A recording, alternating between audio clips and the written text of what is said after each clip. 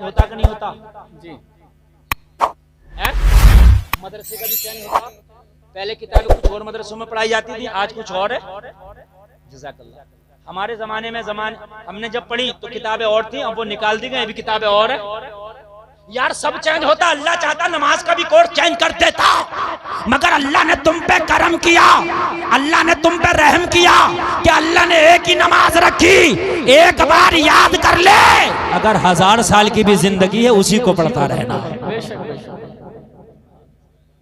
कितना यार कितना प्यार, कितना रब का प्यारा हुक्म है। बोलो है क्या नहीं मेरे भाई? है? लेकिन फिर भी याद नहीं है।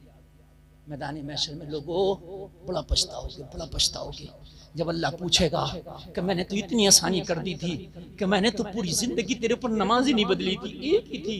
अच्छा एक बात हो, तवज्जो अहले मेंबर खास तवज्जो, आप भी लोग खास तवज्जो करें।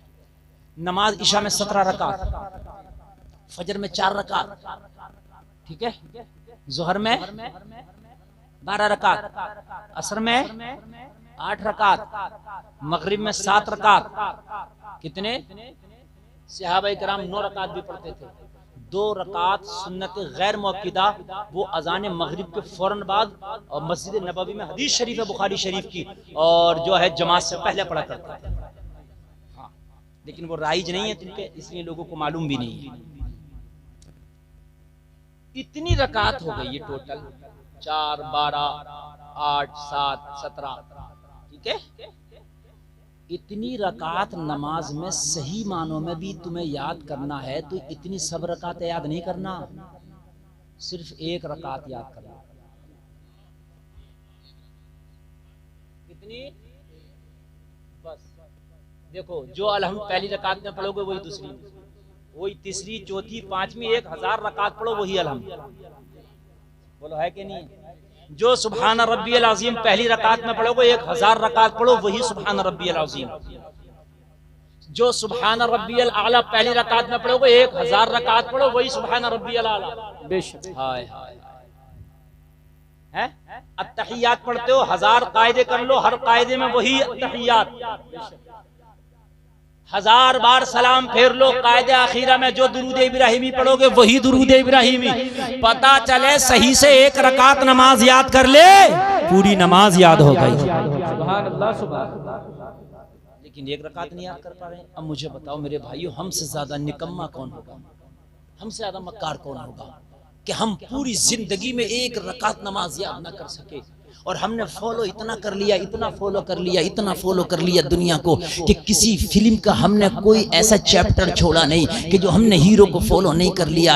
अब हद तो ये है मेरे भाइयों, मर्दों का लिबास औरतें पहन रही हैं, औरतों का लिबास मर्द पहन रहे हैं। ये क़ियामत की निशानी है मेरे भाइयों, ये क़ियामत की निशानियों में से एक निशानी है।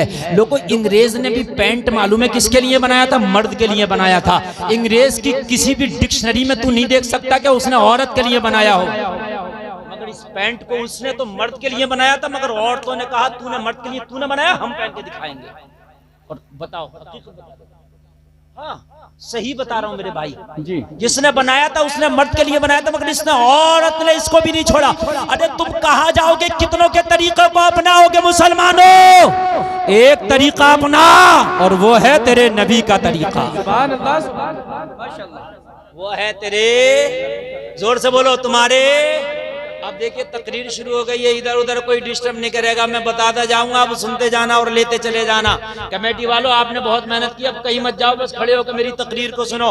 वो है मेरे नबी का तरीका, और कान खोल करके सुन लो लोगों, मेरे नबी का तरीका ऐसा है, पूरी दुनिया के तरीके एक तरफ ले आओ, पूरी दुनिया के एक तरीके, चाहे किसी भी मजहब का मानने वाला हो, चाहे किसी को तरीके को फॉलो करने वाला हो, चाहे किसी पीर को फॉलो करने वाला हो, चाहे किसी गुरु को फॉलो करने वाला हो, चाहे किसी उस्ताद को फॉलो करने वाला हो, चाहे किसी साइंटिस्ट को फॉलो करने वाला हो, चाहे किसी प्रोफेसर को फॉलो करने वाला हो, चाहे किसी पढ़े लिखे को फॉलो करने वाला हो, चाहे किसी गैर पढ़े लिखे को फॉलो करने वाला हो, किसी को भी फॉलो करने वाला हो, सबके तरीके एक जगह ले आओ।